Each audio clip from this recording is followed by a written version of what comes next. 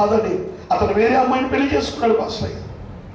ఆమె ఎంత బాధపడుతుందో ఒకసారి ఆలోచించి. అదే స్త్రీకి ఒక్క భర్తే ఉండాలి. బైబిల్ చెబుతుందండి, మీరు నమ్మండి నమ్మకపోండి, బైబిల్ చెబుతుంది ఒక్క పురుషుడికి ఒక్క భార్యే, ఒక్క స్త్రీకి ఒక్క పురుషుడే ఉండాలి. అయితే వీరిరువురు ఏం చేయాలి? రెండు విషయాలు చెప్పేసి ముగించేస్తాను. ఒకటి, ప్రేమించాలి. ఏం చేయాలండి?